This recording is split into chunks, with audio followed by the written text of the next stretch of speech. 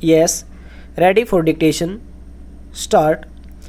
Now, sir, honorable members will recall that the bill was introduced in the House of the People on the 2nd September 1953. Stop. It has had a long history and in one form or another it has been before the public since the end of 1949. Stop.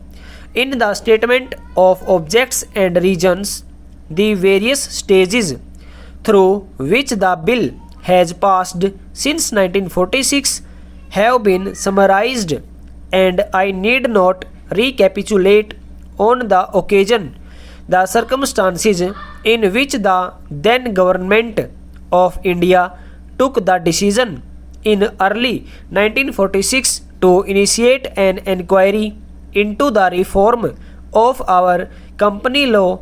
Stop.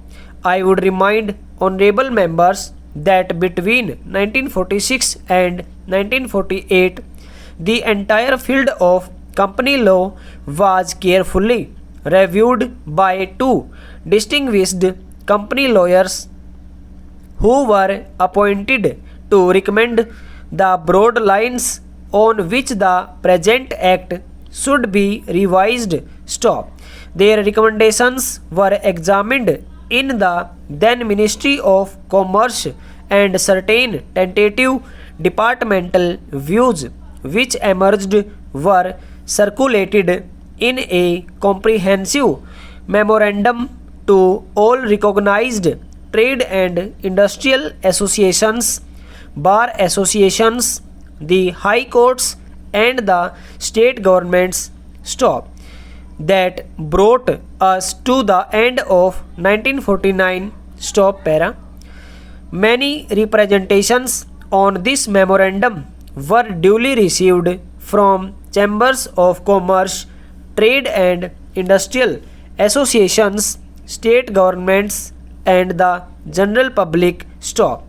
At the end of 1950, the government of India appointed a committee under the chairmanship of Sri Bhabha to go into the entire question of the revision of the Companies Act with particular reference to its bearing on the development of trade and industry in this country. Stop stanza. This committee examined a large number of witnesses in many parts of the country and submitted its report in March 1952. Stop. This report again was circulated to all states, governments, chambers of commerce, trade associations, high courts, and many other bodies. Stop. At the same time, a special officer was appointed in the Department of Economic Affairs, Ministry of Finance, to examine the report in the light of the views received from the interested public and to submit proposals to government for the revision of the present act. Stop. The bill now before the House is based largely on the recommendations of the Company Law Committee, modified in a few particulars. Stop stanza.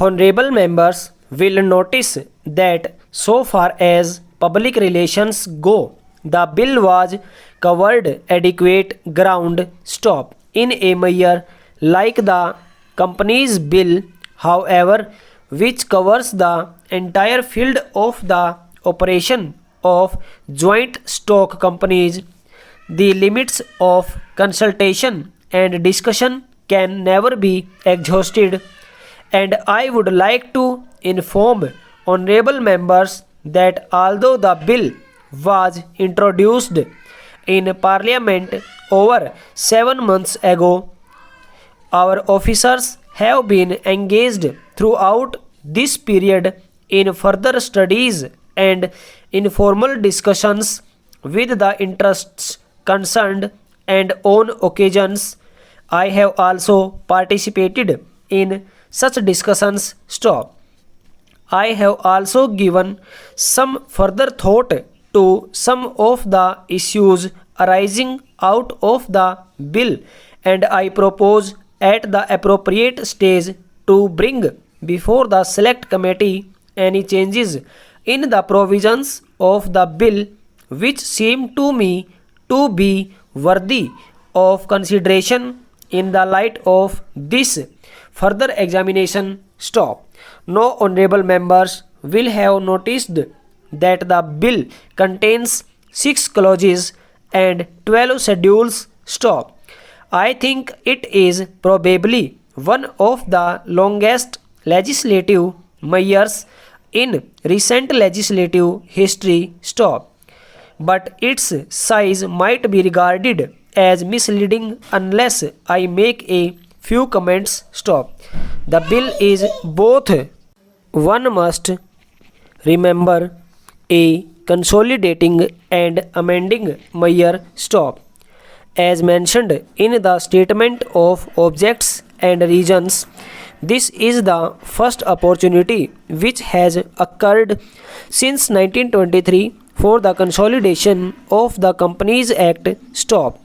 Advantage has been taken of this opportunity to redraft several long and complicated sections in the present act which have been split up into a large number of clauses. Stop. This is the largest single factor accountable for the increase in the number of clauses in the bill. Stop. New clauses embodying substantial changes in the present law would hardly constitute more than a small fraction of the bill. Stop. Passage. I would also draw the attention to the structural changes in the bill to which a reference has been made in the statement of objects and reasons. Stop.